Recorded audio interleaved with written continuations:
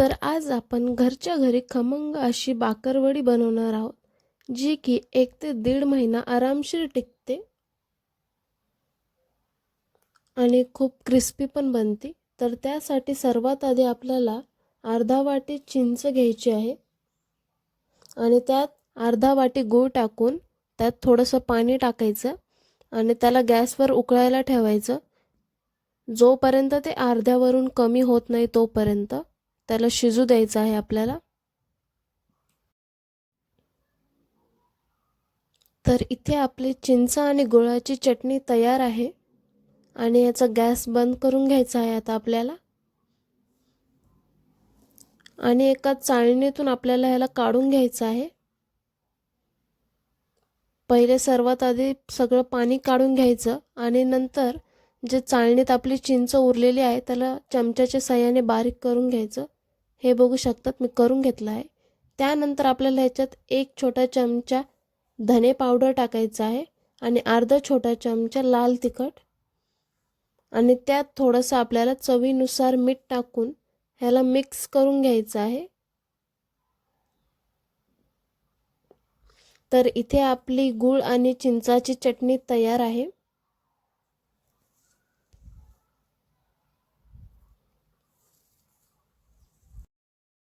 आता आपण बाकरवाडीसाठी मसाला तयार करून घेणार आहोत. तर त्यासाठी आपल्याला सर्वात आधी 2 चमचे सौंफ, 5 चमचे नारळाचा कीस, 2 चमचे जीरा, 3 चमचे तीळ आणि 4 चमचे आपल्याला धने घ्यायचे आणि त्याला एका कढईमध्ये भाजून घ्यायचं जोपर्यंत त्याला लालसर असा कलर येत नाही. आणि गॅसची फ्लेम ही लो ठेवायची आणि सतत त्याला परतत राहायचं, नाहीतर आपला धने किंवा नारळ आहे ते करपू शकतं. तर हे बघा मी लालसर कलर येईपर्यंत याला खरपूस असं भाजून घेतलं आहे. त्यानंतर ह्याला आपला थोडा वेळ थंड होऊ द्यायचा आहे आणि थंड झाल्यानंतर ह्याला एका मिक्सरच्या भांड्यात काढून घ्यायचं.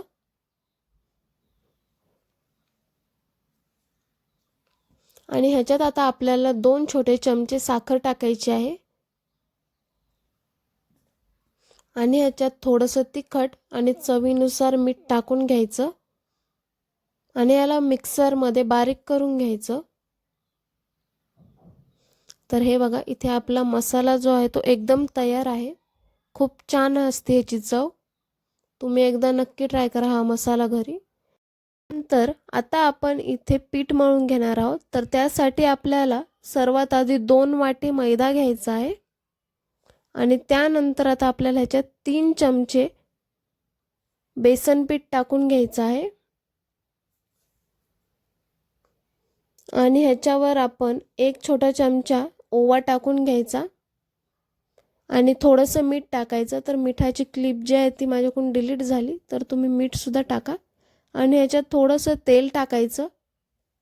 तर तेल जे आहे ते आपल्याला मुठ्ठी जोपर्यंत बांधल्या जात नाही या पिठाची तेवढं हळूहळू तेल जे आहे ते तुम्हाला ह्याच्यात टाकून घ्यायचं आहे आणि ह्याला पहिले मिक्स करून घ्यायचं छान. तर मी थोडं थोडं पहिले तेल टाकून त्याला मिक्स करून घेते.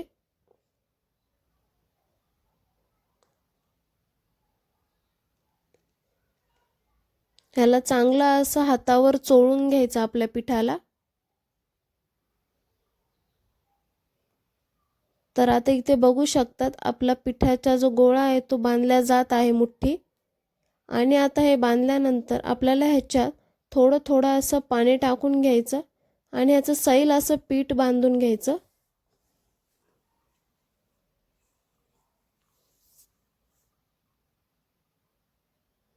तर आपण पोळ्यांना जसं पीठ मळतो सेम तसंच पीठ मळायचं आहे आपल्याला बाकरवडीसाठी. तर इथे आपलं पीठ मळून तयार आहे.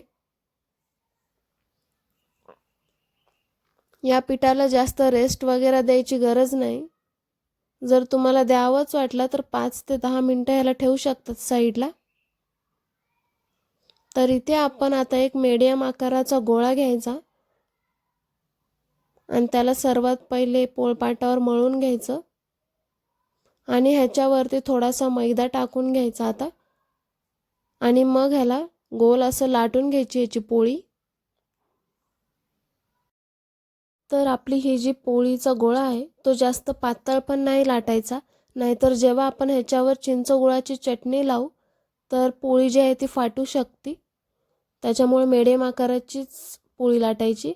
त्यानंतर आपल्याला ह्याला चौकोनी आकाराचा शेप देऊन घ्यायचा आणि उरलेले साईडचे जे काटा आहेत ते काढून घ्यायचे.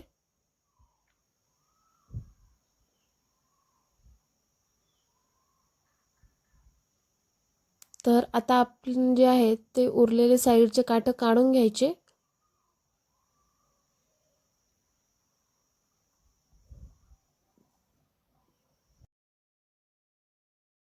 तर आता इथे आपण चिंच गुळाची जी चटणी बनवली होती ती या पोळीवर लावून घ्यायची. तर काठावर जास्त लावायची नाही, कारण की इथे आपल्याला पाणी लावायचं आहे नंतर. आणि चिंच गुळाच्या चटणीचं प्रमाण जे आहे ते कमीच ठेवा, नाहीतर आपली बाकरवडी जी आहे ती गोड बनू शकते. त्यानंतर याच्यावर आपण जो मसाला बनवला होता तो टाकायचा आणि छान असा दाबायचा मसाला, नाहीतर तेलात जेव्हा आपण बाकरवडी टाकू तेव्हा ती फुटू शकते किंवा त्याचा मसाला जो आहे तो निघू शकतो. त्यामुळे मसाला छान असा दाबून घ्यायचा आणि मसाला दाबल्यानंतर यावरती आपण साईड्स ज्या सोडल्या होत्या त्याच्यावरती पाणी लावून घ्यायचं.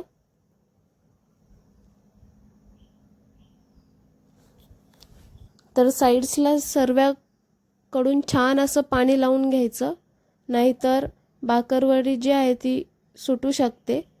त्यानंतर आता आपण ह्याला हळूहळू रोल करून घ्यायचं. तर रोल करताना एक रोल केल्यावरती आपल्याला ह्याला पहिले दाबून घ्यायचं आहे आणि मगच रोल करायचं. तर मी जशा पद्धतीने दाखवत आहे सेम तुम्ही तसाच रोल करा. आणखीन एकदा दाबून घ्यायचं. तर आता इथे बघू शकता हे जे काठ आहे आपला शेवटचा तिथं आपल्याला बोटाने दाबून घ्यायचं आणि मग आणखीन एकदा 2-3 वेळा ह्याला पोळपाटावरती गोल गोल फिरवून घ्यायचं हळूवारपणे एकदम असं. आणि त्यानंतर आता आपण या ज्या साईड्स आहेत या कापून घ्यायच्या, जिथे पाणी होतं आपण लावलेलं ते. आणि सेम त्या साईडनी पण तसंच या साईडनी पण कापून घ्यायचं.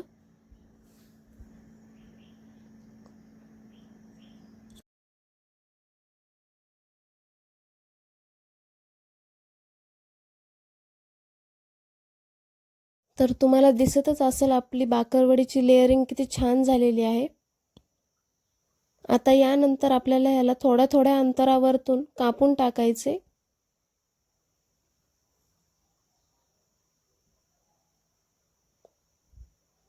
तर तुम्ही एका बोटाचा अंतर जरी ठेवला तरी चालेल.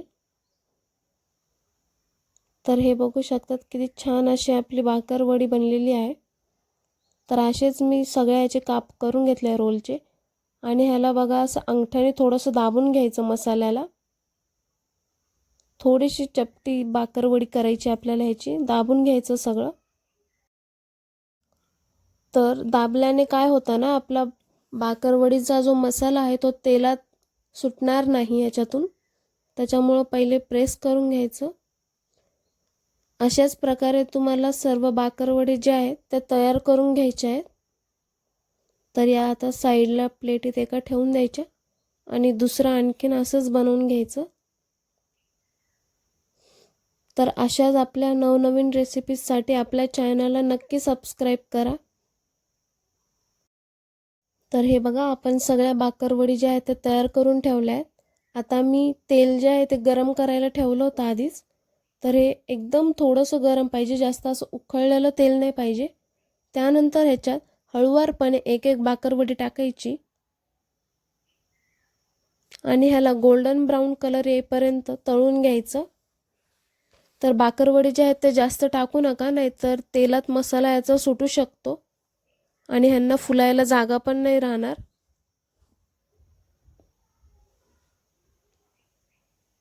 आणि या जोपर्यंत वर येत नाही तोपर्यंत ह्याला हलवायचं नाही, किंवा जोपर्यंत ह्याचे बबल्स कमी होत नाहीत तोपर्यंत.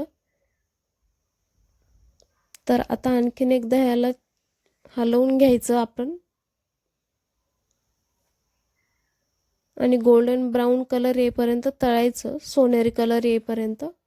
तर हे बघा आपल्या बाकरवड्या किती छान तयार झालेल्या आहेत.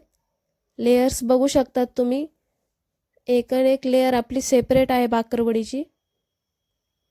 आणि चवीला सुद्धा खूप छान आहेत आपल्या बाकरवड्या. तर तुम्ही आपल्या पद्धतीनं बनवल्या तर खूप छान बनतील तुमच्या बाकरवडी. त्यानंतर अशाच प्रकारे आपल्याला सगळ्या बाकरवड्या ज्या आहेत त्या तळून घ्यायच्या आहेत. गॅसची फ्लेम जी आहे ती कमी ठेवायची जेव्हा तुम्ही तेलात टाकाल बाकरवडी.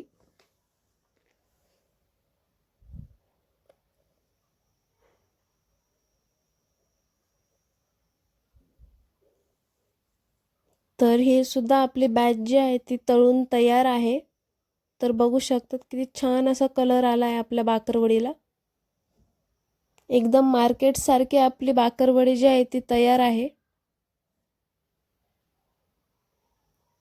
जर तुम्ही एकदा करून खाल्ली तर तुम्हाला वाटणारच नाही की तुम्ही घरी केली आहे. सेम मार्केटसारखी आपली बाकरवडी लागते. तर अशाच मी सगळ्या बाकरवडी ज्या आहेत त्या तळून घेतल्या आहेत.